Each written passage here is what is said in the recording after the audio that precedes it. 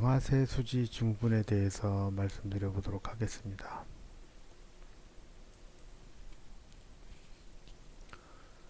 손이 손가락이 움직일 때 구부렸다 폈다 딸깍딸깍 하면서 통증이 오는 질환을 방아쇠 수지 또는 방아쇠 수지 증후군이라고 합니다.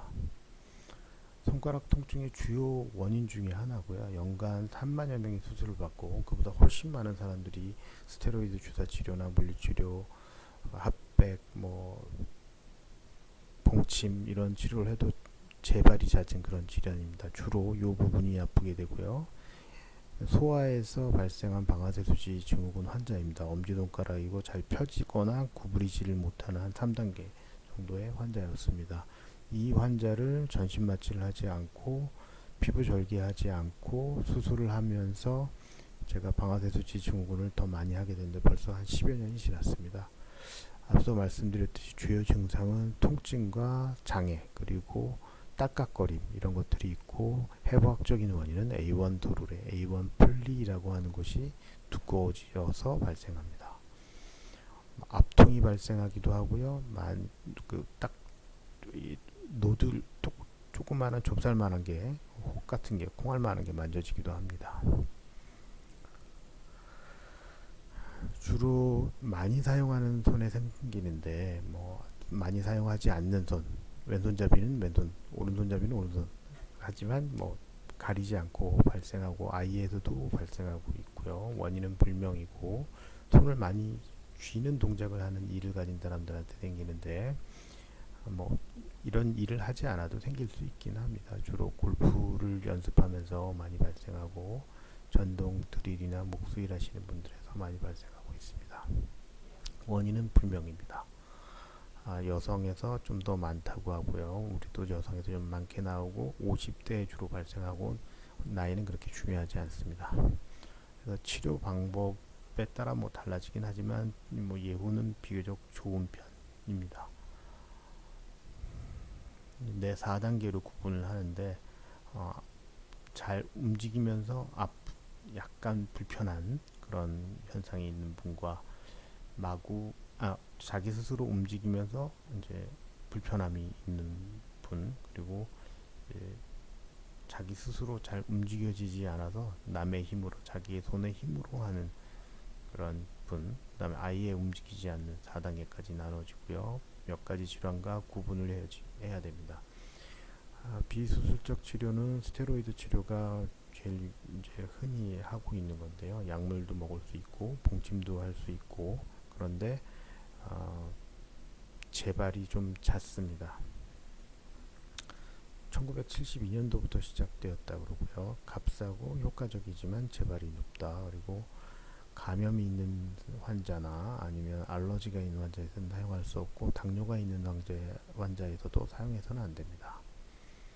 그리고 무엇보다 스테로이드 주사의 이제 문제는 재발률이 높다는 거, 그리고 인대가 끊어질 수 있다라는 거, 감염이 발생할 수 있다라는 것, 이런 것들이 있고요. 앞서 얘기드린 전통적인 수술요법은 생략하도록 하겠습니다. 피부로 한 1cm 정도 절개를 하죠. 이렇게 절개를 하면 이렇게 흉터를 남기게 되고 변형을 남기게 되고 흉터와 변형을 남길 수 있습니다. 제가 하는 방식은 초음파를 이제 검사를 하고 큰 문제가 없으면 수술을 진행하는데 수술 후 14일이 지나니까 이렇게 물이 약간 고여 있지만 약간 거의 정상에 가까운 해부학적인 이상이 없는 그런 걸 볼 수 있고요. 과거에는 이렇게 노코니들이라고 하는 특수바늘을 사용하기도 했는데 특수바늘이나 아니면 특허받은 바늘 의미 없습니다. 그냥 일반 바늘로도 충분히 가능합니다. 최근 5년간 방아쇠 수지 수술은 28,000건에서 한 32,000까지 점점 증가하는 추세입니다. 여성에 좀 더 호발하고 남자는 좀 적습니다.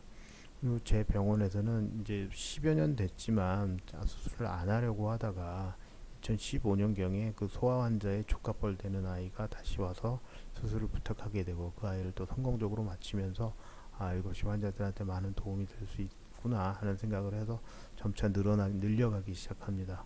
그래서 최근까지는 약 400여 건, 6월 말까지 400여 건의 수술을 진행했고요. 전체적으로는 아마 한 500건 이상 수술을 한 걸로 보여집니다. 반대편 손은 뭐 입원해서 했어요? 예. 주먹 쥐어보세요. 입원해서 하는 게 더 나을 수 있지 뭐. 네, 저 지금 MRI 찍고 다 그렇게 해서 입원해서 그러니까 모르는 상태에서 하니까 수면 내시경이 뭐 완전 마취해서 하니까는 모르고 끝났으니까 근데 이거는 보니까 좀 무섭더라고. 아니 안 아파요. 이제 안 아파요? 안 아파요. 주먹 쥐어보세요. 펴보세요. 이 안 펴지는 것이 수술 직후에 싹 펴질 거예요. 그리고 이렇게 통증은 천천히 완화될 거고, 통증. 반대편 수술 절개식으로 했다 그랬잖아요. 네. 그 몇 달 고생하는 그 경험을 하셨으면 이것도 그럴 수는 있는데 전반적으로 하다 보면 그 정도로 아파하거나 오래 가거나 그런 사람들은 드물더라. 응? 자, 바꾼가요? 지금 하고 있는 거지? 따끔한데? 통증과 닿는 것을 구분하지 못하는 진짜 상황입니다. 공포가 있기 때문에 그렇습니다. 천천히 구부려 보세요. 펴보세요. 덜컥덜컥 걸리면서 손가락이 펴지고 안 펴지고 했던 것들이 다른 치료는 안 좋아지죠. 받았나요? 방아쇠 수지에 이게 아주 전형적인 스테로이드 증상입니다. 2번 정도 맞았어요. 올해 마지막으로 맞았던 게 올해 1월이었는데요. 그래서 다시 재발해가지고 병원을 갔더니 수술하라고 그렇게 이제 그만 맞으라고 주사를 그랬어요. 예. 무슨 일을 하죠? 저요? 운동 같은 걸 많이 손을 많이 써요? 아니, 이제 골프 시작하고 좀 이렇게 된 것 같아요. 골프가 많이 들어. 예, 예, 알겠습니다. 예. 여기 있네요. 고개 좀 툭 튀어나왔었어요. 그래요. 요걸 치료하면 이제 되는 거고. 자, 과거에 수술한 게 언제냐면 2000년 5월달에 하셨네? 그래서 한 달? 여기 움직여 보세요. 없네요, 이거는. 세 번째 거 맞죠? 예. 별 그 불편한 거 통증은 없죠? 아직 남아 있어. 아, 통증은 좀 있을 수 있는데 뭐 대부분은 좀 시간이 오래 지나면 가면 예. 잠차로 줄어들고. 그죠? 좋아졌어. 네. 아침에 일단 괜찮아요. 오케이. 알겠습니다. 나는 바보 짓을 하는 거고, 어? 그렇게 해야지 돈이 되는데 그렇게 안 하니까. 주목 줘보세요. 네, 이렇게 해서 수술을 몇 번째 진행하는 것이고요.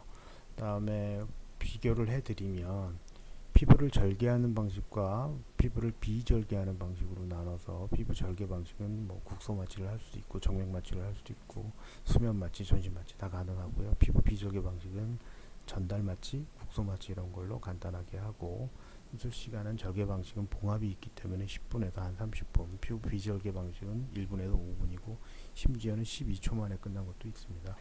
피부 절개의 길이도 피부 절개하는 방식은 1cm 정도나 그 이상 될 수도 있고요.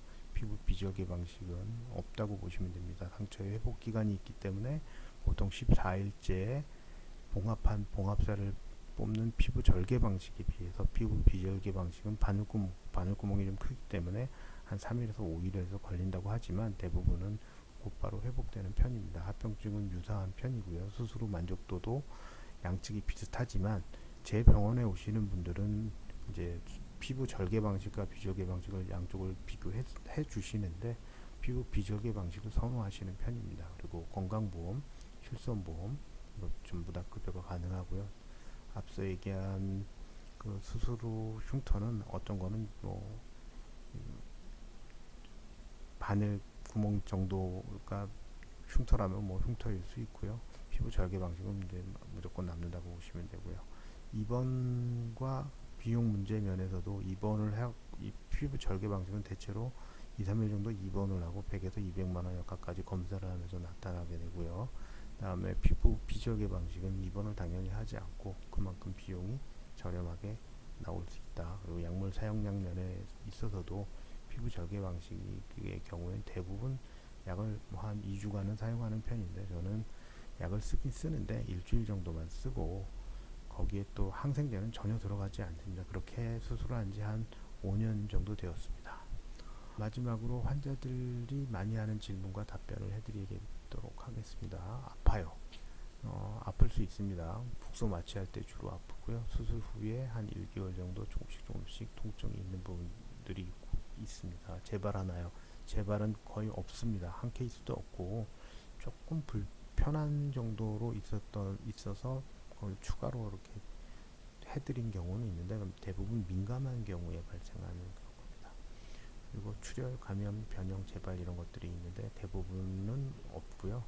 환자분이 너무 간단하게 끝나서 상처 관리를 소홀하게 해가지고 감염이 2차례 있었는데 당연히 모두 깨끗하게 완치되었습니다. 앞서 얘기해 드렸듯이 건강보험, 실손보험이 모두 급여 가능한 그런 상황이고요. 통계를 봤더니 2015년부터 2020년 6월 30일 어제 현재까지 406건의 수술을 시행했습니다. 자, 방아쇠수지 증후군 너무 많이 고민하지 말고 좋은 선택을 하시길 바랍니다. 감사합니다.